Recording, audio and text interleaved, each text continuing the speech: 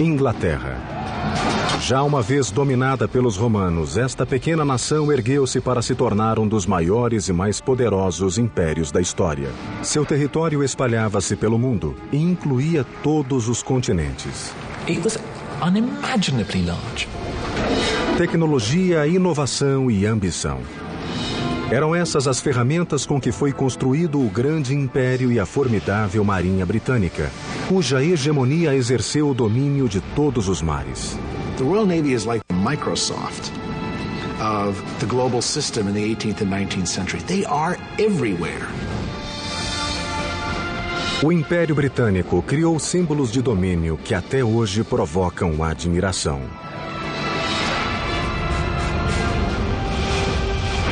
Mas as bases do Império foram erguidas com muito sangue derramado e incansável busca de conquistas.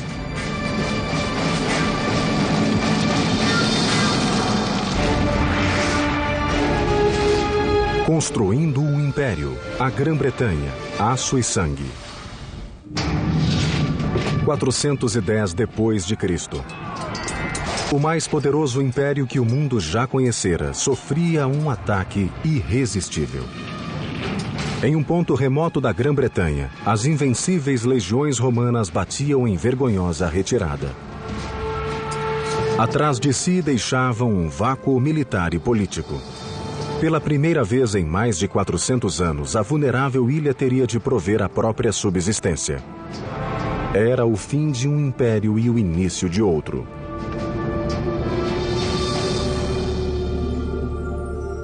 The sun never sets on the British Empire. I've heard those words all my life, ever since I was a kid, even though I've never lived in England, and that empire is long gone. Hello, I'm Peter Weller. At its height, the British Empire covered almost a quarter of the Earth's land mass, some 14 million square miles, and if you think about that, that's just staggering. But how did an island, if you will, in the middle of the North Atlantic come to be such a behemoth empire? Well, in the early 400s AD, when those Roman citizens were fleeing in the face of an onslaught of Vikings and Jutes and Angles and Saxons, some of those marauding and plundering people decided to stay. Maybe they liked the temperate climate. And after several centuries, they'd organized and developed themselves into somewhat of an Anglo or English identity. But with the death of the last true Saxon king, Edward the Confessor, the door was open for another people to step in, the Normans, who were essentially descendants of the Vikings living in northern France. And at the Battle of Hastings in 1066, the Normans did that very thing. They took England under the leadership of a man named William, who we call today William the Conqueror. Grande e ambicioso guerreiro, nada poderia impedi-lo de se tornar rei da Inglaterra. To conquer another country like England, you couldn't really be a sort of touchy-feely kind of person. You had to be a very strong leader, and that's what he was. He was a brutal man. Em 1066, Guilherme agiu. Reuniu um exército de normandos e invadiu as praias da ilha. Durante longas horas, seus homens fustigaram o exército do rei Haroldo perto da cidade de Hastings. No fim do dia, com uma única batalha, Guilherme havia conquistado a Inglaterra. A seguir, trataria de imitar os romanos e iniciaria a construção de uma série de edifícios que transformariam a paisagem inglesa. He imposes himself on England and he builds these castles around the country. Now we look at castles and we think, don't they look nice? A Norman castle is not nice. It was big, it towered over your town, and it was a reminder to say that you are under us now. And of course the biggest one he builds is the Tower of London. Guilherme desejava uma fortaleza intimidante. Escolheu um ponto na margem do Tâmisa, onde havia ruínas romanas. Para a nova torre, ele as utilizaria como fundações e como lembrança do legado romano de poder e glória. O complexo incluiria uma muralha defensiva que cercava a imponente torre de mais de 30 metros. Seria a maior fortaleza de Londres. So it's really built to scare everyone off and to say, you know, this country is mine, I'm not going anywhere, I'm staying, and don't think that anyone can get rid of me. Of course, the people they use to build it are the locals who have to do it, so they use them effectively as slave labor. Construindo sobre as muralhas romanas, os trabalhadores primeiro fizeram uma barreira em volta. Na ala norte e sul, onde não havia fundações romanas, escavaram valas e ergueram uma paliçada de madeira como barricada. A seguir, começaram a trabalhar na torre em si. Durante 700 anos, a Inglaterra se apoiara em construções de madeira. Agora, Guilherme traria de volta a grandiosidade das técnicas de engenharia romana. Primeiro, Guilherme mandou construir a Torre de Pedra. Como não confiava no material local, importou o melhor calcário da França. Os engenheiros incorporaram arcos e abóbadas na estrutura que suportariam bem a torre.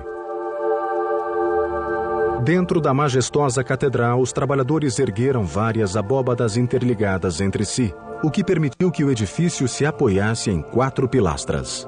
As janelas também ganharam maior espaço para iluminar o grandioso interior. It was a great feat for that time because the English were used to building in wood, so I think it was rather miraculous for them to see this enormous structure go up. It was really impregnable. I mean, the walls were tremendously thick and there were just little slits to look out from. O austero castelo servia de residência real, fortaleza e prisão. A intimidação era reforçada pela resposta rápida contra quem quer que ousasse desafiar o rei. You get armed men, and they go up and they land on your doorstep. They will drive you out of your home. They will burn your home down. They will burn your crops so you've got nothing to live on. And a lot of killing, of course. A torre estava quase pronta em 1087, quando Guilherme morreu, pondo fim a 21 anos de um reinado agitado. A imponente fortaleza ficou como lembrança de seu poder e tirania até os dias de hoje. Uma série de reis normandos sucederam a Guilherme e continuaram as obras no complexo. Mas somente 400 anos depois é que a torre teria sua mais sinistra fase.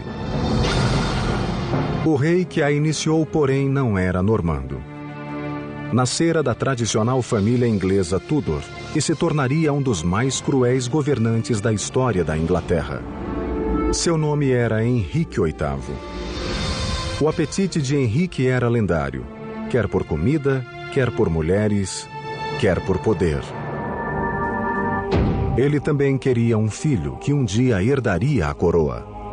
The best way to fulfill your duty and your destiny as a king is to produce a safe line of male heirs.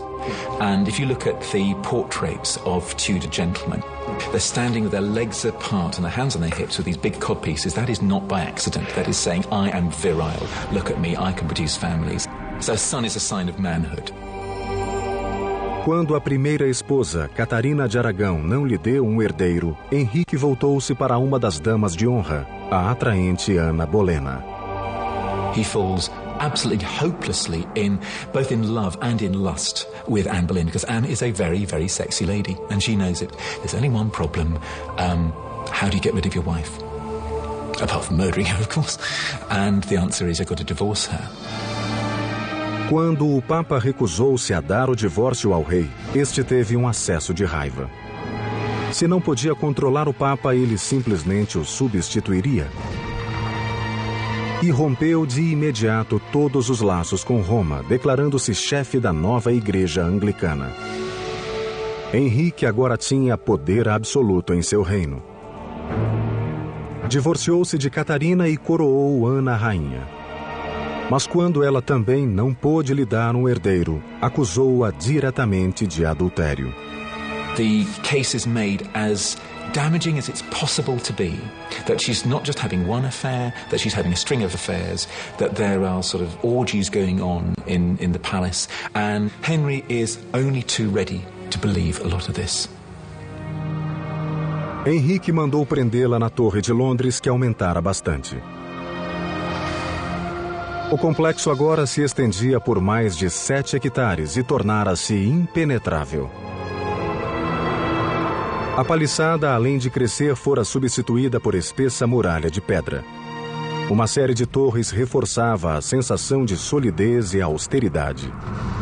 A muralha externa escondia outra, mais baixa e mais espessa. Um fosso profundo e cheio de água fora escavado ao longo do perímetro. Com essas defesas, a fortaleza tornara-se virtualmente inexpugnável. Sob o tacão de ferro de Henrique, a fortaleza tornou-se palco de violência e crueldade. Era um calabouço e teatro de execução de seus inúmeros inimigos. Ali, Ana Bolena aguardou seu triste destino: a decapitação. Axe executions were actually really nasty because it was not uncommon for the axe not to finish the job in one blow. What he does with Anne Boleyn, he says, "For you, darling, nothing but the best." Instead of having her beheaded with an axe, he's going to have her beheaded nice and neatly with a sword. A 19 de maio de 1536, Ana Bolena foi conduzida ao pátio da torre. Com um ágil e único golpe, o problema de Henrique foi resolvido.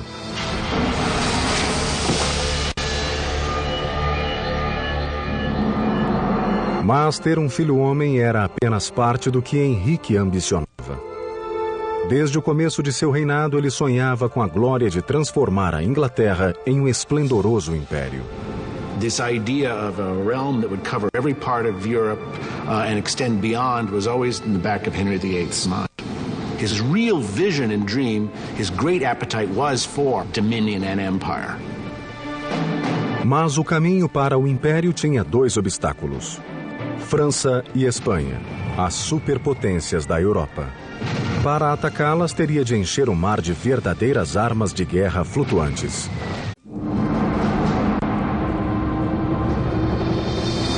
Verão de 1510.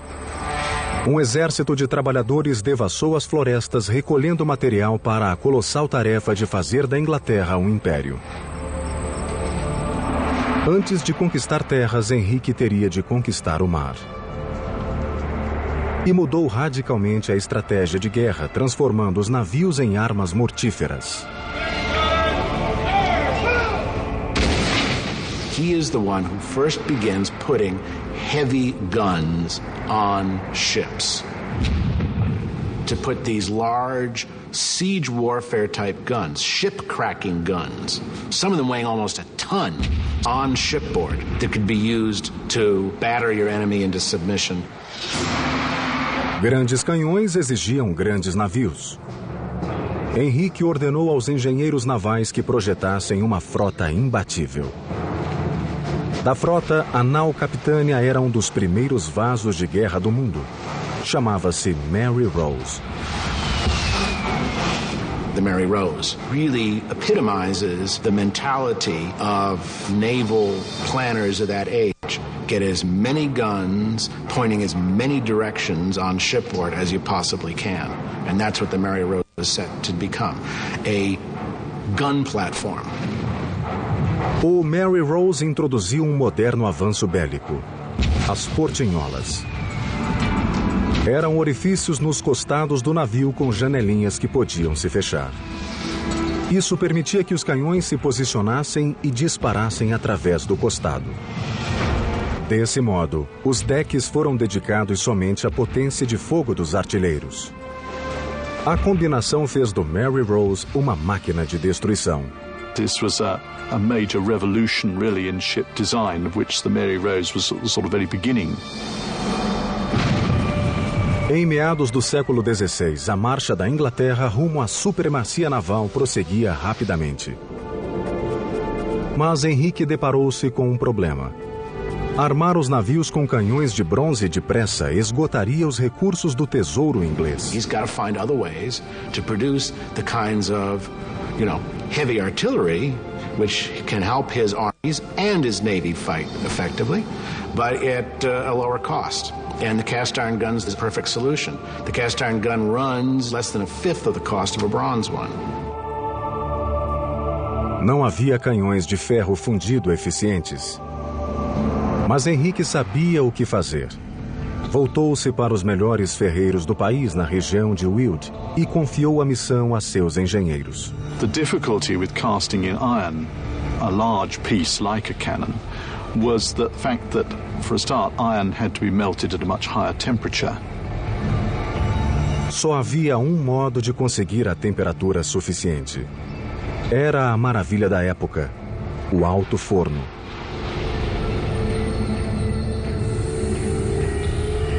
Primeiro, os homens despejavam lascas de madeira e minério de ferro pela boca de um grande forno de pedra. Uma roda d'água impulsionava o imenso fole, que atiçava o fogo, avivando até atingir incríveis 1.200 graus, o bastante para derreter o minério. A seguir, abria um tampão na base do forno. O ferro incandescente jorrava por uma calha e enchia um molde solidamente enterrado no chão. It was a very big undertaking, and it was very pressured as well. You had, of course, charcoal burners who produced the charcoal in the woods around the furnace. You had labourers who dug the iron ore from pits in the ground. You had teams of labourers bringing wagon loads of ore and charcoal to the furnace.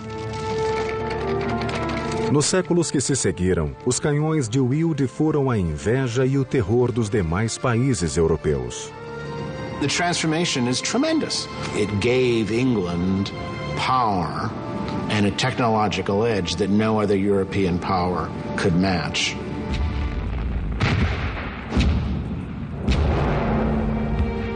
Em 30 anos, Henrique transformara sua frota em potência. Mas não viveria para ver realizado seu sonho de conquistar a Europa. Colossalmente obeso, seu apetite sem limites acabou por matá-lo. Morreu em 1547, deixando um legado de crueldade e inovações até hoje lembradas e cantadas. Henrique lançara as sementes de que brotaria um poderoso império. And Henry lays the foundations all right by building a navy, by building this notion of Britain as forming an empire, an imperial presence in the world. Respaldado pelo poderio de sua marinha, o império expandiu-se nos 150 anos seguintes através de conquistas e colonizações. No século XVIII, a Grã-Bretanha controlava parte da Índia, África, Índias Ocidentais e a América do Norte. Mas duas grandes ameaças ao florescente império pairavam no ar. E o rei que as combateria, Jorge III, também combateria os próprios demônios. It's always talked about as his madness. It was a physical illness that he had, but the effect was that it affected his brain. Jorge começou a dar sinais de insanidade em 1788, 7 anos após uma derrota desmoralizante. Um punhado de homens havia derrotado os invencíveis britânicos na guerra pela independência. Tratava-se dos americanos. When the British troops leave Yorktown, when they surrender, they play this tune, "The World Turned Upside Down," and that is really how it seems. The world has turned upside down. The world's gone mad. When rebels win. Durante a década seguinte, o mundo de Jorge foi se fechando sobre ele.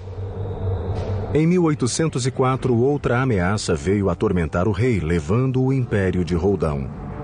O imperador francês Napoleão Bonaparte. No início do século XIX, o tirânico conquistador havia tomado a Europa. A Inglaterra era o último obstáculo para o domínio continental. He was as large a threat as the Nazis were in the Second World War. He was amassing the forces for an invasion of the British Isles. A Marinha Real Britânica tornara-se soberana dos mares. Em 1805, ela enfrentou a ameaça napoleônica de peito aberto na famosa Batalha de Trafalgar. Com excelente técnica naval e os mais avançados navios da época, a Inglaterra aniquilou a armada francesa e a espanhola somadas.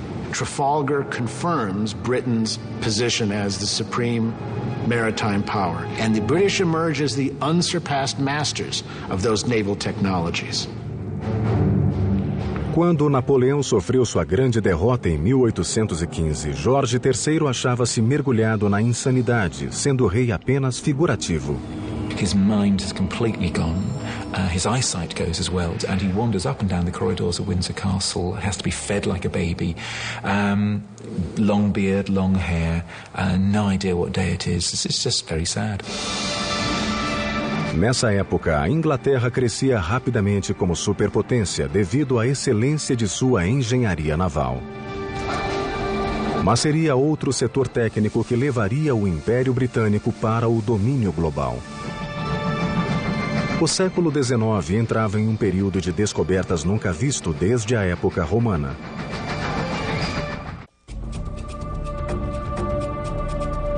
No século XIX, a Grã-Bretanha transformara-se em titã industrial transbordante de riquezas. Esse incrível êxito devia-se a um período de muitas invenções tecnológicas que pipocaram pelo império e depois encantaram o mundo. It's hard to think of a period in history where you had so much creativity in terms of technology, so much willing to experiment with the possibilities of what you can do with machines, what you can do with engineering, what you can do with architecture. No passado, os impérios foram construídos à mão. Agora, a Inglaterra construiria o seu com máquinas. Engineering innovations like cast iron and the turning of a warship into a single ballistic offensive entity with guns transformed the English Navy. And that Navy transformed England into an empire. And that military and commercial empire that spread from Europe to Asia, from the Americas to Africa, dominated the seas. But what about the land?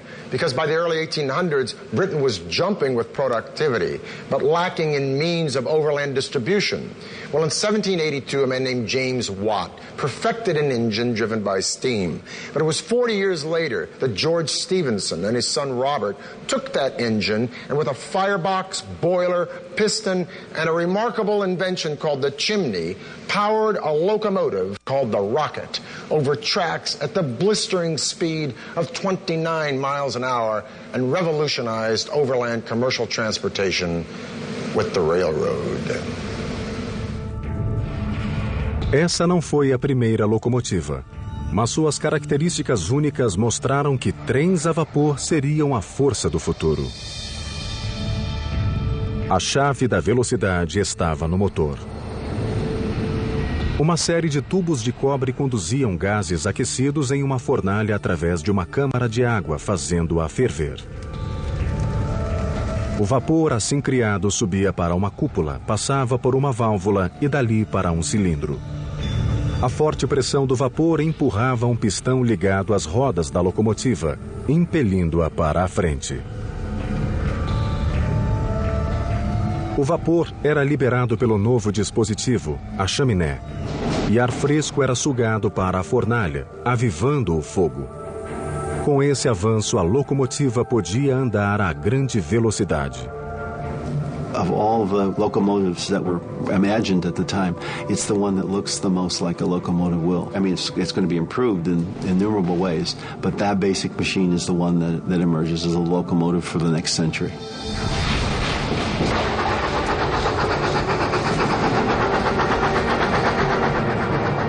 Começava a febre de ferrovias na Grã-Bretanha. Em 1833, um brilhante engenheiro ganhou fama quando entrou na corrida das ferrovias. Seu nome era Isambard Kingdon Brunel. Brunel was a real showman. He dressed well, he had a beautiful wife. He was a celebrity, and he knew how to play that to a hilt. He was also a workaholic. He had a very difficult time delegating. Brunel sabia bem o que queria. Ele resolvera que sua ferrovia seria a mais arrojada até então. Uma rede intrincada de ramais ligando toda a Inglaterra. E batizou-a de Ferrovia Great Western. Seria a mais rápida que o mundo já vira. He wanted a track which was on a very, very shallow gradient so that the trains would be able to travel that much faster. Maior velocidade significava atravessar montanhas em vez de contorná-las. A engenharia criou outra maravilha, hoje conhecida como túnel ferroviário.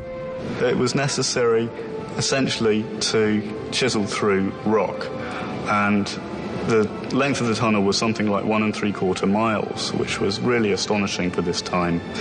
That's a really serious tunnel, even by today's standards. Brunel reuniu centenas de trabalhadores irlandeses para cavar o túnel. Começaram abrindo poços na crista da colina. Usavam pólvora para abri-los. A seguir, os homens eram baixados em cestos até a base, onde faziam a escavação com ferramentas manuais. Cavalos acionavam cabrestantes que içavam o material para o cume. It was a slow, painful and sometimes quite a dangerous process, of course. And there were fatalities on the box tunnel during its construction. Lots of dust, lots of grime, and when the explosions were going off, the risk of flying rock. Após 4 anos de trabalho em que pereceram mais de 100 pessoas, o túnel estava pronto. A Great Western foi inaugurada em 1841. Até hoje, os trens passam por esse túnel. A febre de ferrovias que Brunel ajudara a se espalhar tomou conta de todo o império, reforçando e apertando os laços do poderio inglês. Railways in the middle of the 19th century, first in England and then wherever they spread, they're sources of just incredible wonder. They're big, they're loud, they're dirty, and they're just power, and they represent speed, they represent the conquest of space and time. They're literally awesome machines. Com o enorme sucesso da ferrovia, a Grã-Bretanha agora achava-se décadas à frente dos demais países em tecnologia de engenharia. O império aproximava-se rapidamente de seu pico. Mas um golpe inesperado em seu centro nervoso sacudiria o império até as fundações.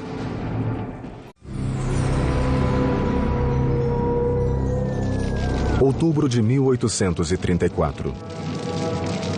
Na escuridão da noite londrina, um fogo violento graçou no próprio coração do Império Britânico, o Palácio de Westminster. Por séculos, esse complexo de edifícios vinha sendo o centro de comando do poderio britânico e um símbolo inegável de sua força. Agora, enquanto as chamas transformavam o palácio em um inferno enraivecido, milhares de pessoas observavam a destruição, tomadas de horror, imaginando o que seria de seu mundo. The fire of 1834 had dealt a devastating blow to the political nerve center of the British Empire. Westminster Palace had stood in some form or another since the late 11th century during the time of William the Conqueror. And now these ruins had the British people wondering, would Parliament ever meet again in this place?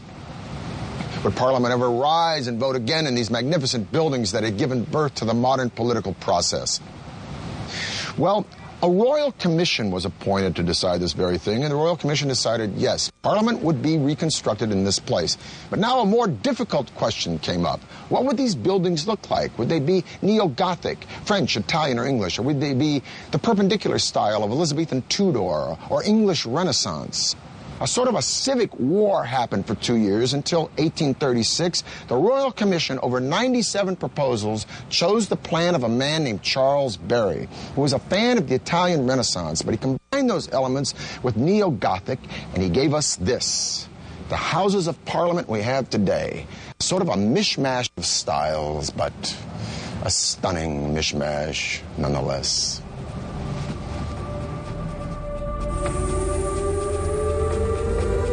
Com base no velho parlamento, os arquitetos projetaram um palácio de proporções colossais, 2 vezes maior que o Capitólio americano. Construído com um calcário nobre chamado Anston, o palácio ocupou mais de 3 hectares de terra, com torres alcançando até 100 metros de altura. Ficou decidido ainda que uma das estruturas teria um relógio no alto. Hoje ele é conhecido como Big Ben. You're able to measure time much more accurately in the 19th century, and time is important. Time comes to mean money, and there's something of a revolution in the 19th century about timekeeping. So if you're going to have this latest building, a clock tower goes on it. Quando o astrônomo real George Airy listou o que precisava para o relógio, todos ficaram pasmos. Seria o maior e mais perfeito relógio que o mundo jamais vira. Now, Airy's demands for excellence were fairly rigorous. For instance, one of his requirements was that the clock be accurate to within 1 second every 24-hour period. And furthermore, that the accuracy reports of this clock be telegraphed on down the River Thames to the Greenwich Observatory twice a day. Now, this was not the 21st century age of information. A digital clockmaker today, this would not be shooting for the moon. But a 19th century clockmaker, to make such a great clock in a huge tower with such heavy striking mechanisms, pushing such heavy hands, with such precision and such accuracy that would be exposed to the rain, wind, and elements second after second, hour after hour, week after week, year after year. This was absolutely unimaginable. It was like going to the moon. So Parliament, rightfully, asked Airy if he might come up with a plan that was a little bit more reasonable, a little less expensive. But Airy was adamant. And thus the clock today we call Big Ben, which is really the name of the bell, became the standard for timekeeping the world over.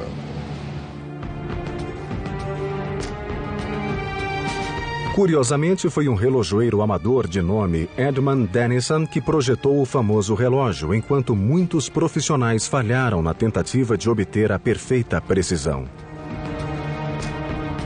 Tal como outros relógios desse tipo, o Big Ben funcionaria com pesos, engrenagens e um pêndulo.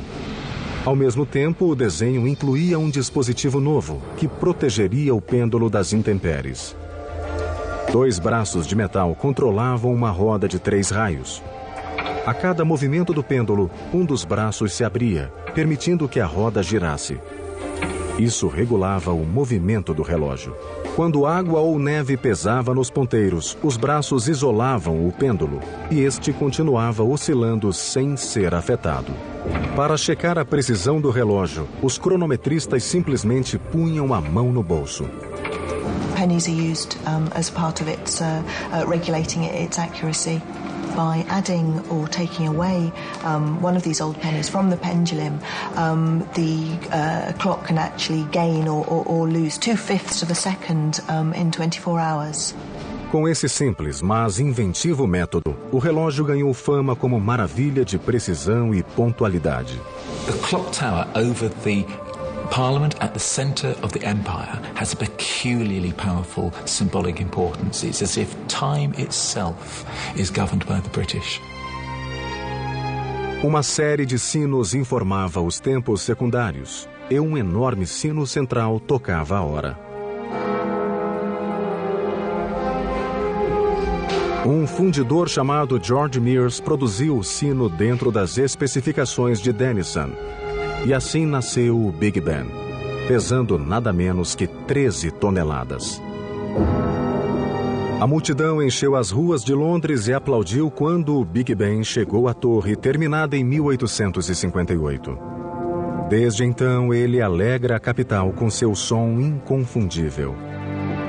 London grew as a city tremendously. It was really the first large-scale conurbation in the world. And as a city, it had to have its icons, and the ultimate icon being the mother of parliaments, the parliamentary building with Big Ben as a symbol of the strength and the power of the British Empire.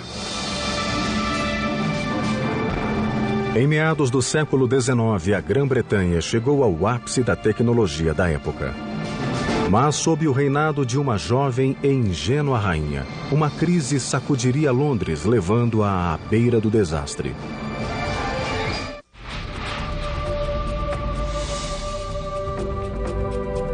Em 1837, uma adolescente assumiu o trono da maior potência do mundo. Sua ascensão ao poder causou comoção em todo o país. Súditos e ministros consideravam-na mimada, impulsiva e despreparada para governar. Era ela a Rainha Vitória. She was only 18 when she came to the throne, and she'd had a very, very difficult first couple of years on the throne, and in fact was very unpopular.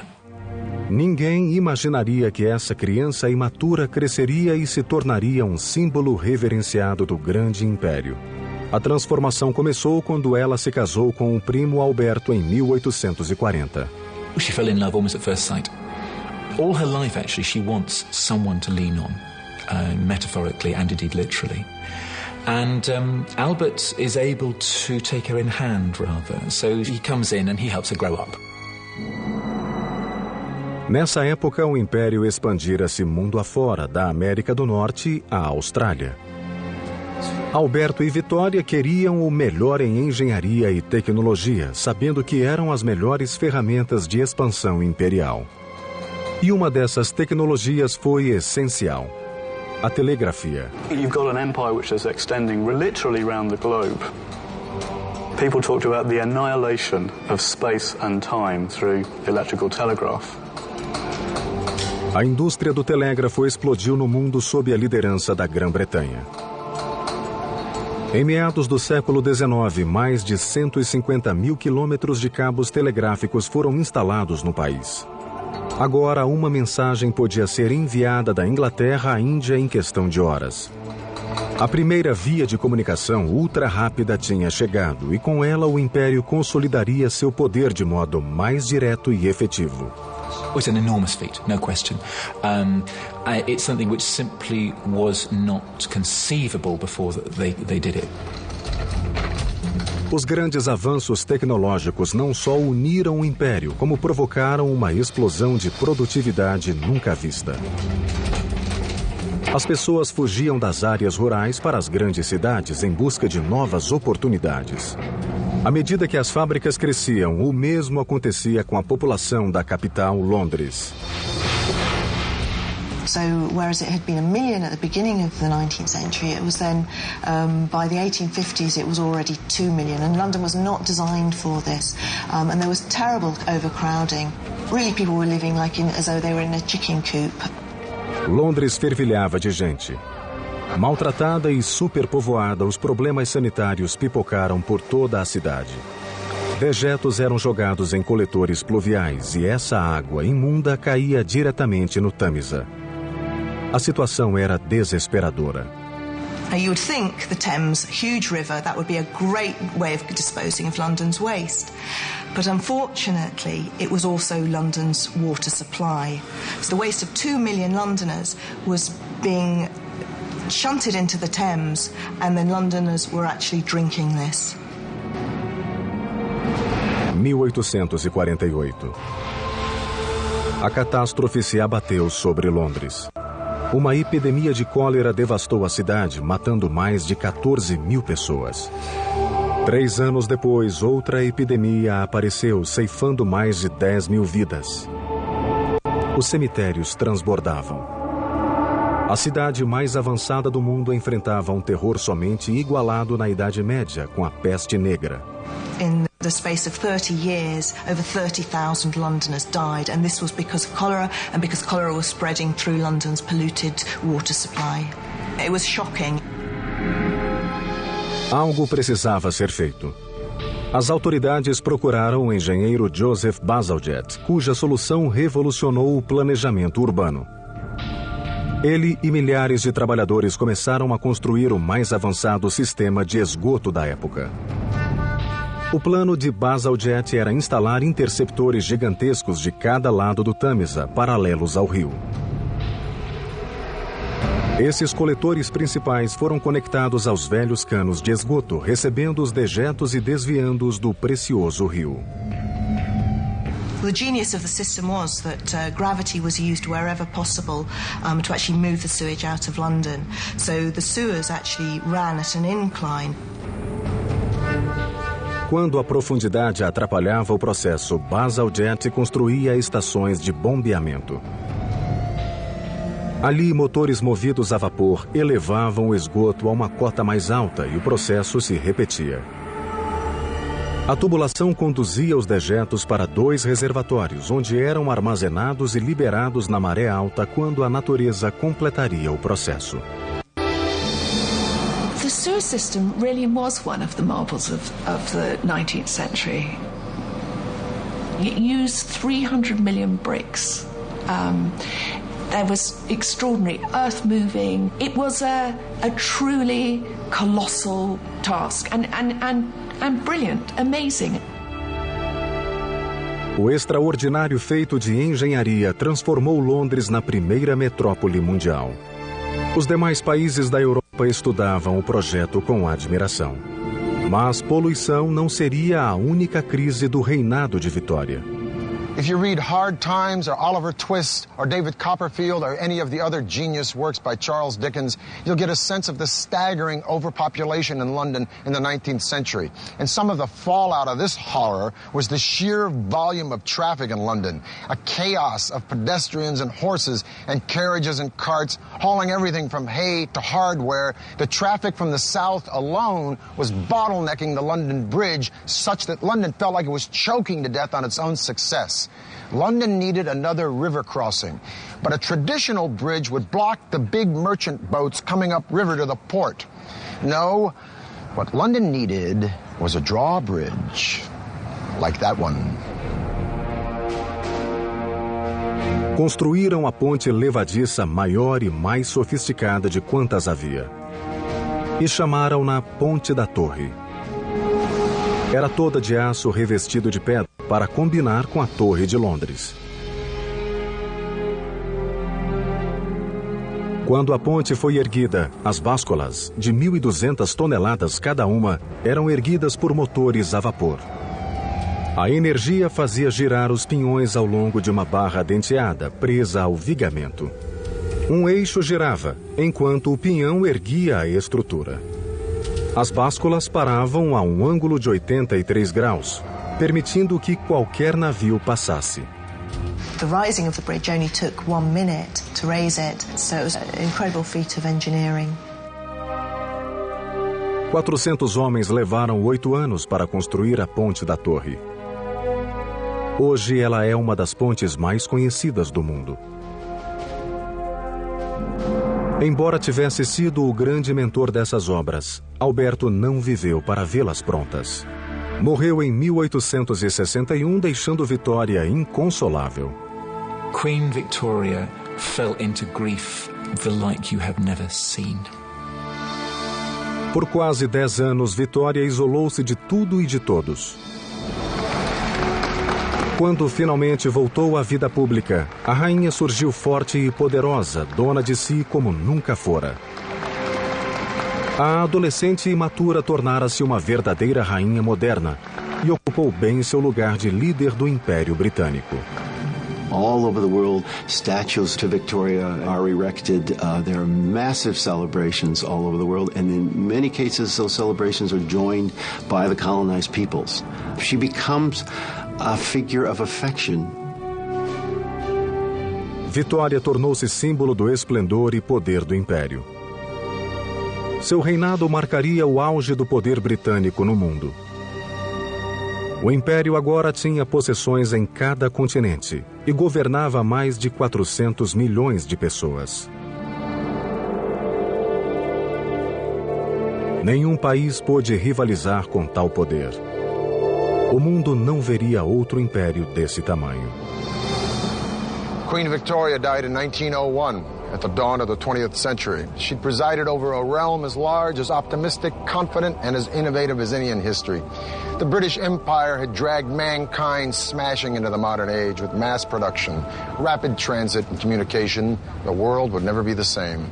Every single country and culture on this planet today has benefited in some way or another from British vision and imagination.